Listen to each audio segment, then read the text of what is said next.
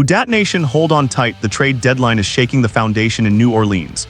With the Saints sitting at 1-8 staring down a rebuild that feels more like a reckoning, the whispers from the front office are turning into roars.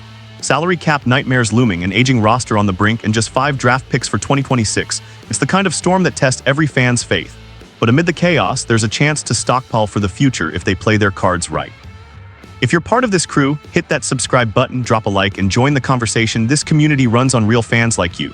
And the name fueling this fire, Alontae Taylor, the fourth-year cornerback who's become the talk of the league as Tuesday's deadline looms.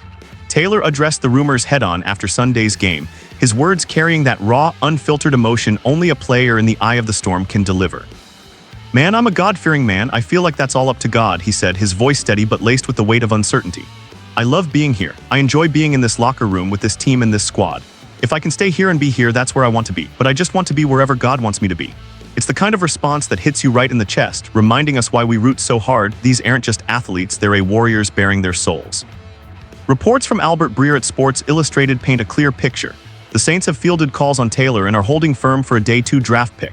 No one's met that ask yet, but with the clock ticking, desperation could drive up the bids. Taylor's been a solid force in the secondary, locking down receivers and bringing that Who Dat intensity every snap. Just look at his play against the Rams, battling in the trenches at SoFi Stadium, fighting for every yard like it's his last. But with free agency on the horizon and his role murky postseason, the front office faces a tough call. New Orleans is over $14 million into the red for 2026 cap space, per over the cap, and dead last in the NFC with the worst record in the conference. If things end this way, they'd snag the #1 pick in 2026, a silver lining in the storm clouds. Yet trading Taylor could accelerate the reset, turning short-term pain into long-term gain. Fans, it's heartbreaking to think of losing a homegrown talent who's embodied the grit of this city, but in rebuild mode, every move counts. The Saints need draft capital like oxygen, and if a contender gets frantic, this deal could be the spark that reignites hope.